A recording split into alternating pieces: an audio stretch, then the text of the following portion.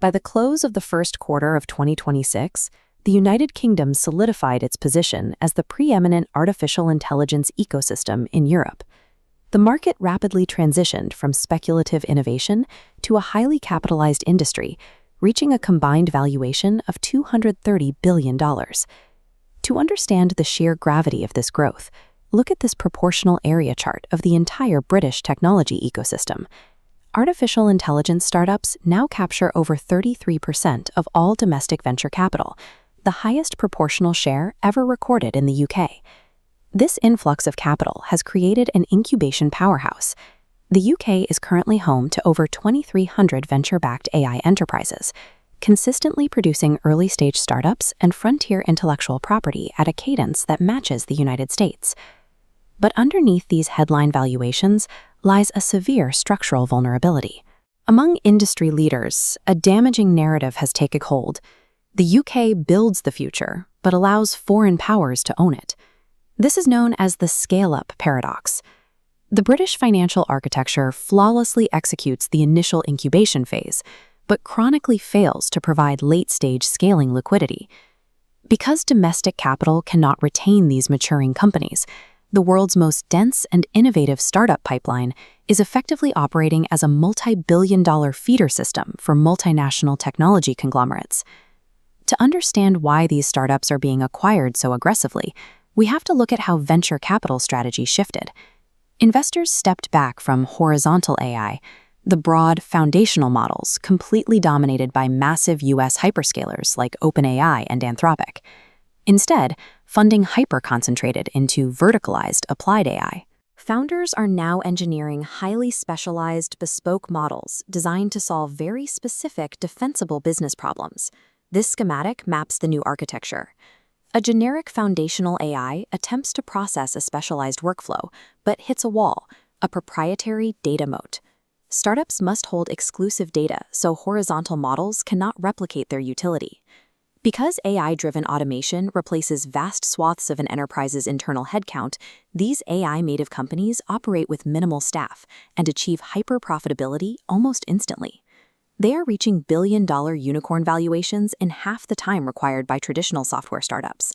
The highest tier of enterprise value is now assigned strictly to companies that sell fully automated outcomes, rather than traditional software subscriptions. The system breaks down the moment these vertical AI companies attempt to scale.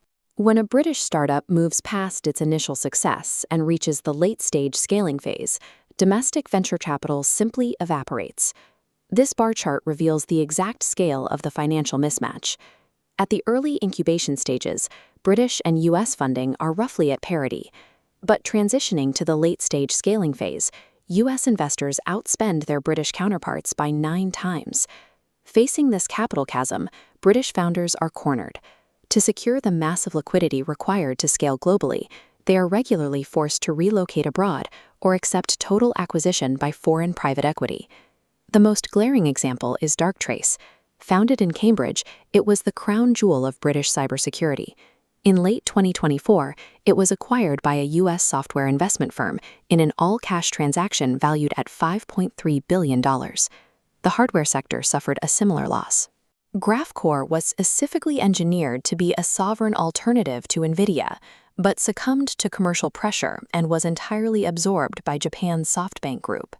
These aren't isolated incidents. Over half of the capital currently scaling the UK's most successful artificial intelligence companies originates from foreign entities. This environment generates incredibly lucrative returns for early-stage venture capitalists, but it chronically bleeds sovereign intellectual property, tax revenue, and elite technical talent completely out of the British economy. Recognizing this multi-billion-dollar drain, the UK government has deployed an aggressive interventionist strategy to transition the nation from an AI taker to an AI maker. The centerpiece of this effort is the £500 million Sovereign AI Unit. Functioning as a state-backed venture capital fund, it injects liquidity into promising startups, acting as a strategic first customer to anchor them on British soil. Parallel to this financial intervention is a massive physical hardware build-out. The government is heavily funding the AI research resource, installing arrays of advanced superchips to ensure domestic innovators are not throttled by hardware scarcity or priced out by foreign commercial clouds. This is an unapologetically protectionist posture. The state is actively weaponizing public procurement and sovereign hardware to defend its digital borders against multinational tech giants. If these interventions work, the UK retains a fleet of hyper-profitable AI enterprises, but their core product, extreme automation, generates a severe domestic consequence. The British economy is deeply reliant on its service sector. Current projections show that 70% of UK workers operate in occupations exposed to AI augmentation or direct automation. We can see the immediate casualty of this transition in the graduate employment market. This line graph tracks the projected growth of the university graduate cohort through 2030. But as AI agents take over routine tasks, senior teams no longer need junior support.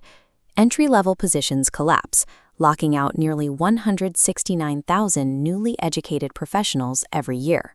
The United Kingdom has already won the incubation phase, but securing lasting technological hegemony will require building the financial bridges to retain its most valuable companies, while simultaneously managing the massive socio-economic shockwave of its own success.